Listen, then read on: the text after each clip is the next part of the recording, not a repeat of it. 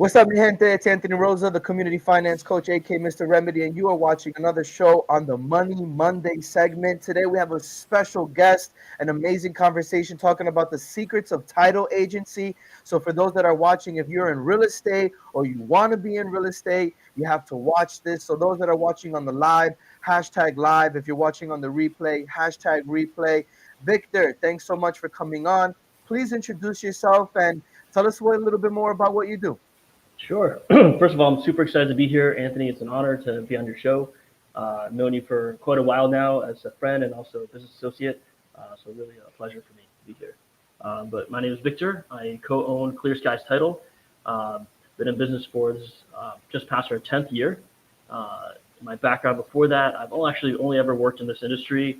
I studied real estate in my undergrad, and then I worked for a title search company before I started my own many years ago. And then 10 years ago, I had a chance to co-found Clear Skies Title. We're a New Jersey-based title company that also does business in New York and PA. Wow, that's a great career. So you were an undergrad, you kind of studied real estate. What was it about real estate that really caught your attention early? I think it was. I mean, I'd be lying if it wasn't partially influenced by family. My father is a real estate developer in uh, my home state of Rhode Island. So I learned a little bit watching him, but I knew I didn't really want to work. Definitely didn't want to work for him. I've heard so many things about working in a family business, and my dad is, he can be tough. But I was fascinated by the industry. I love the idea of building something and being able to physically go into it. There's something about that attracted me to it. But then just as I learned more about real estate, I felt like there's all these different aspects of it that are equally as interesting. Um, but as far as my particular industry, that was just by chance, just online job searching after I graduated, real estate jobs, and then ended up in this place. So it's really interesting because you find yourself in an opportunity to kind of learn in-house, continue your education, whereas a lot of people in real estate, they kind of come in a little bit later in life. They've maybe had one or two uh, career changes, right? And you would consider yourself a subject matter expert at this time, Victor?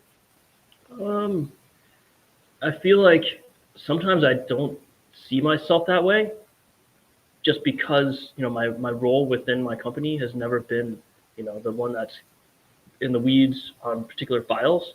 But I found that since I've been around this industry, around this business for so long, that I find myself being much more knowledgeable than maybe I give myself credit for. But certainly, if it's a very specific, tedious, nitty gritty thing, I would want to bring in an expert from my team.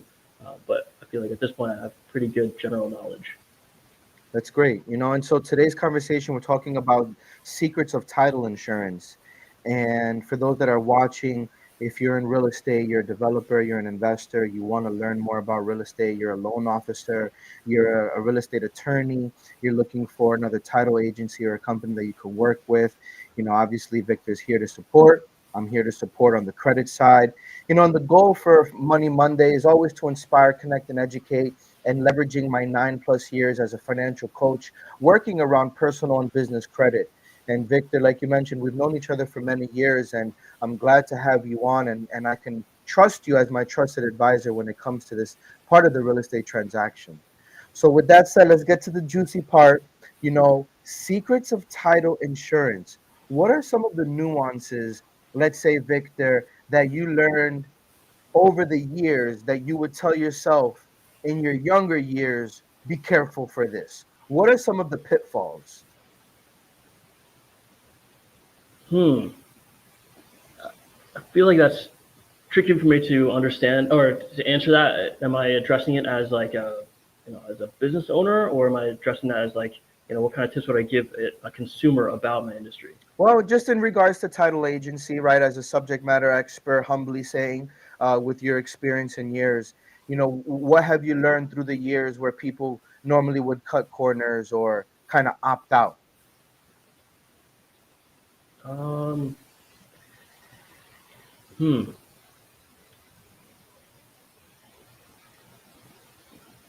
I would say that. Over time, I've learned. I mean, trying to not be too biased here, but not every title company is built the same. And I think over time, one thing that I've learned that that applies to my industry is that more of an art and less of a science. There's a lot of science to it, but there's more of an art. There's going to be a lot of areas where there's decision making. It's not just black and white.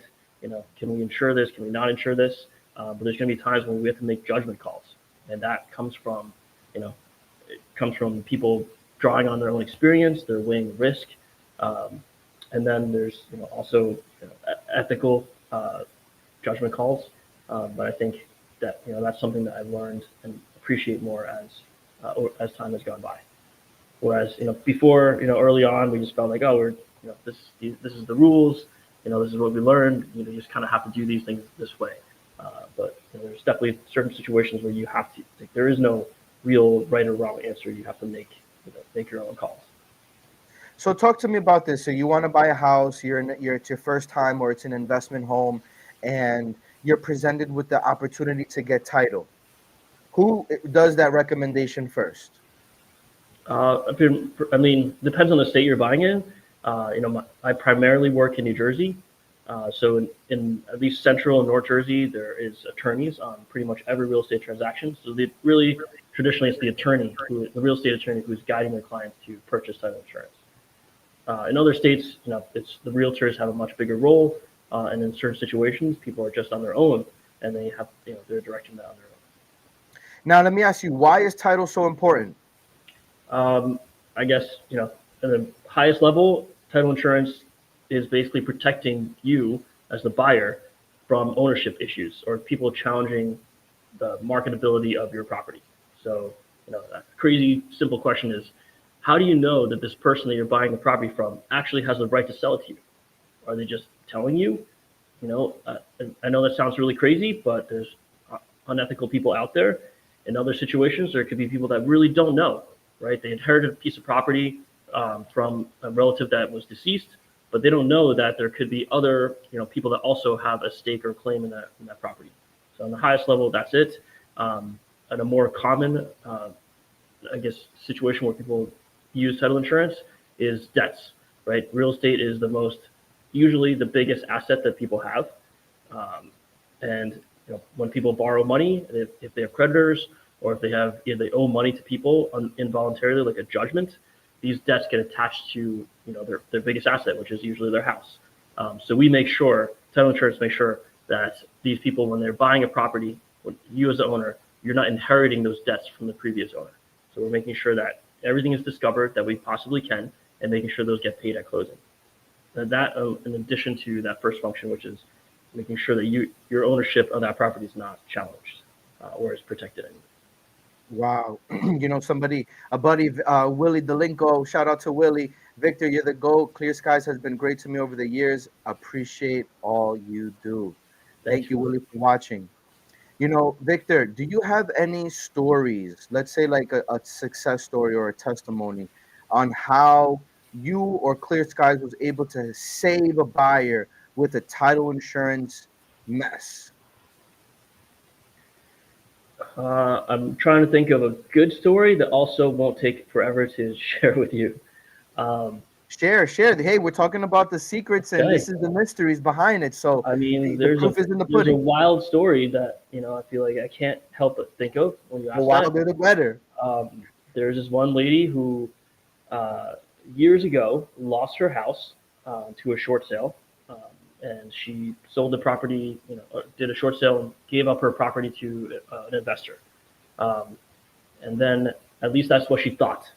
And then maybe a year or two went by, and a realtor reached out to this lady that must have found her online through tax records or whatever, and said, "Hey, I have a client that wants to buy your house, and at this point the property is vacant." And she says, "Well, I don't own this house anymore." And she said, "Well," and the realtor said, "Well, according to tax records, you do. My client wants to buy this house really badly. Can you sell it to him?" Wow. And she's like, "Well, I'm pretty sure I don't, but if I can, I would sell it to you." And so she reached the realtor recommended a title company, said, "Hey, a title company can sort this out. connected us with this person, and we did our searches. According to all county records, all for her, she owns this property. Mm. We go to closing, close this house to this new buyer, very excited, is going to move into the house. And then a couple weeks after closing, someone knocks on the door and says, "Hey, you're in my house." No. I guess I'll skip some parts here, but long story short, there had been an investor who had bought that property and had the intention of fixing that property and selling it. But the attorney that was working with that investor was arrested. But the FBI raided his office and seized everything, including that deed, which never got recorded. So from public records, from what we could see, she still owned the house. Um, but essentially, fortunately, she had title insurance. Fortunately. Wow. This new buyer was protected, and so there was a happy ending for them. Yeah. Wow. But that's crazy because she essentially sold this house 2 times. One time she got nothing for it because it was a short sale. Second time, at that point the mortgage had been discharged, so she was selling it, with no mortgage on it, and got all that money. And just in case people are curious, we were very shocked by the end outcome here, and that was the judge ruled in favor of this lady, and she got to keep all of the proceeds, which is wild to me, and I'm happy for her. But fortunately, the consumers, no one was hurt because they had title insurance and that protected them. That's crazy. So what would have happened if she didn't have title insurance and she opted out?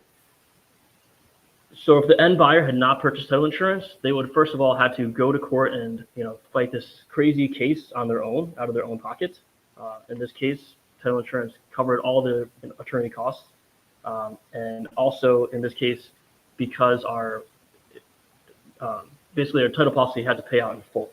So our underwriters, that back us, had to pay out the end buyer in full, to pay out this lady who had sold her house for the second time. That's terrible. I mean, I'm glad that she had, trusted advisors there, right? Because there are some people that use deceptive tactics. I mean, even in my industry on Sure. credit repair, there's a ton of people who use deceptive tactics and overpromise and underdeliver. And that's exactly why I love having these shows. For those that are watching, the goal on this Money Monday Lunch and Learn is to bring different speakers. And today we're talking about secrets of title insurance. And for those that are in real estate, what are the difference? You said that there's different companies. Companies kind of work a little bit differently. What's so special about Clear Skies? I think that number one is we care a lot about being a great company. And I think that in itself, it sounds so simple. It sounds like it should be a given, but I think that most companies in my industry don't really care about that. They're there for a quick buck. They're just there, just to make money, and they maybe don't take as much pride in their work. But I think that's something that we care about deeply. We care about. I guess the analogy I have, that something that inspired me early on was I went to a department store to buy a tie for my father for Father's Day, and it was a nice tie and a nice department store, and I got treated really well. I got a nice box with tissue paper and a ribbon, and it was a great experience. And I remember very distinctly that same day I was attending a closing that we were hosting, and this is not every realtor, but after the closing was done, and it was not, it wasn't a fancy office. It was like some, attorney's old office they didn't update from the 80s.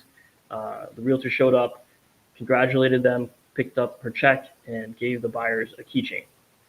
And I was like, man, I got so much better service, at least at that end part, at this department store than this person who was buying this, $300,000-$400,000 house. So I feel like that's something that's really held a place in our minds, and that's something we try to keep in mind every time we have a real estate transaction. This is a very special and important, significant moment for this buyer, and we need to treat them that way, and do everything we can surrounding that to make them feel that this is special. It is. That's the most expensive asset, I like to say, that someone's going to buy, that real estate. Sure. And protecting it is top priority, right? For those that are watching, are you guys renters? Are you homeowners? Are you investors? Please comment below, like, comment, share. This is a conversation with my friend here, Victor Ring, with Clear Skies Title, talking about secrets of title insurance. What are another mystery behind title insurance? Can you tell us a little bit, like when it started, or like what was the purpose designed to do this? Has it always been a part of real estate? Yeah, I mean, it's been around for a really really long time. I think that uh, I think one interesting fact we had was the first person who ever talked about it that we can find recorded in recorded history was Benjamin Franklin. He talked about this as a need, as a need to protect people from transferring property. Uh, and won't bore with the details, but this industry's been around for a long time. And back in the day, it used to be called something completely different. It was called conveyancers, but basically, there were more, I guess, lawyers involved in our industry, but they were mainly their job was to transfer property. Wow. So for those that are watching, Victor, what would you say is the call to action? If you're a real estate attorney, if you're a real estate agent or broker, if you're a loan officer, if you're a buyer, if you're an investor, if you're just saving money, if you're trying to build your credit, what would be your call to action for them? Um, is this the part where I do a plug? Well, yeah, you could put your plug in, plug away. Sure. Well, I mean, I'll give a tip. I mean, one I think it's important is, uh, talking to my consumers out there. I think it's really important um, to shop around. I think that's not done enough. I think people just rely on their team or their experts, their referral partners to tell them, hey, this you should use this company. I think as with anything else, you should do your own due diligence, and I think you should shop around.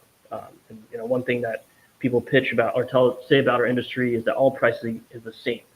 That's true to a certain extent. A big chunk of what we do is regulated, and it's going to be the same for every company. But there's a lot of fees in there that can be that are not set in stone. That each company might be a little bit different. And you should get that quote and then hold that company to it. I think there's too many bad actors in our industry that exploit the fact that people don't know better. So It's a definitely remedy right there. Thank you. That was a good one. um, and then, as far as shameless plug, there's a lot of good companies out there, but there's probably even more companies that are not great out there. And if you're a realtor or real estate professional or attorney or lender, and you don't have a partner that you trust and that you feel like is running at the same speed and care as much as you do, and you need to find a better partner, we'd love to have that conversation with you. We'd love to have you reach out to our company. That was a great call to action, and the viewer list is increasing as we're speaking. So if you are watching, please like, comment, share. Put a question. Does anybody have a question about title or investing?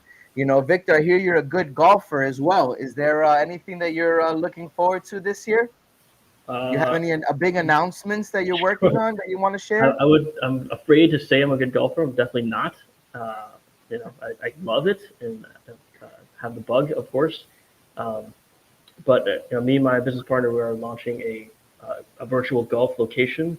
Uh, it's officially open, but we haven't done like a grand opening or a big announcement yet. But that's if you're in the Princeton area, please come out. It's called Golf Cave in Plainsboro, uh, and it's open already. Golf Cave. Yeah, we're definitely going to put that out there. We're going to get the link. We're going to put that in there. I think that it was a great lunch and learn session, and I always have at the end of the show a final thoughts segment. A final thoughts is kind of like when we're wrapping it up, we're getting it off our chest. If there's anything there that was just kind of simmering, a story, a remedy, anything that you would like to share. And again, Victor, thank you so much for coming on the show. What are your final thoughts as we're talking about secrets of title insurance? Hmm.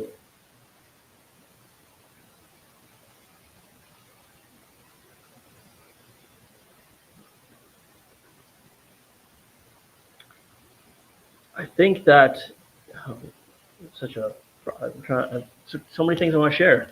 Um, there was one, as I shared before, you should definitely.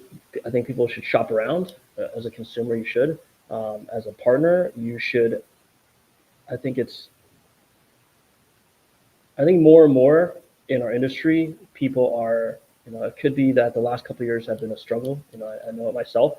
Anyone in real estate can probably attest to that. But it's to look for a partner that is, not just there to help you with a quick buck or to do little stuff, but it's someone who genuinely has the same, I guess, trajectory as you. That they care about the same values as you, and they want to grow like you do. They're not just there just to know, quick and make a quick buck.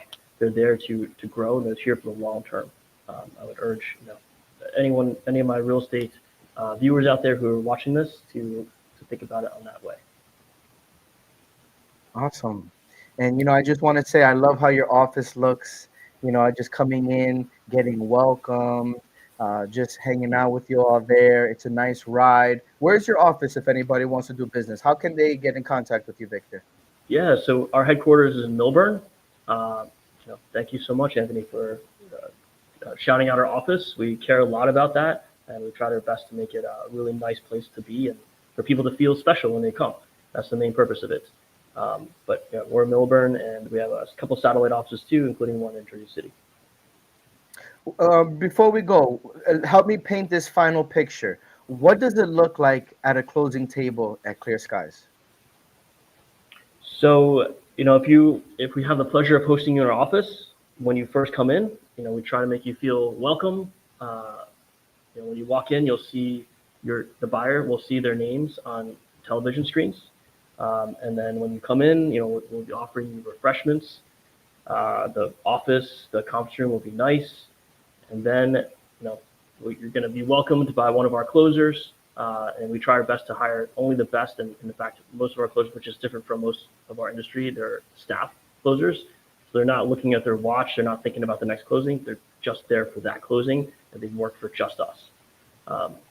But after that closing experience, at the end, we have some. I feel like some of these are secrets, but we have a few things we give out that are part of the closing experience. We feel like is important. But my personal favorite is, we kind of borrow this idea from like a Michelin star restaurant, and me and my business partner were big fans of whiskey. So basically, after the closing, one thing we do is we bring out a tray, and it's got our whiskey of the month, or we call it the celebratory beverage of the month. It's not always whiskey, but it's just there for us to kind of encourage that buyer there to enjoy, whether they're there by themselves. Hopefully not. Hopefully they're enjoying with other people, but with maybe the people to help them with that closing. But we just want to encourage them to just spend time to really relish in that moment because it is significant. And if you don't drink, there's other options too. Yeah. Thank you so much, Victor. That was excellent. Thank you for giving us that walkthrough. Thank you for sharing us some secrets of title insurance. If you need to replay this, you could replay this. This is live on LinkedIn, Facebook, YouTube. Thank you again for those that are watching. If anybody needs any credit tips or real estate tips, please reach out to me. And we always close with a closing quote. This is by Madame C.J. Walker. Don't sit down and wait for the opportunities to come. Get up and make them. Go in grace, go in peace. This is Anthony Rosa, the community finance coach, aka Mr. Remedy. I'll see you soon. Bye, everybody. Bye.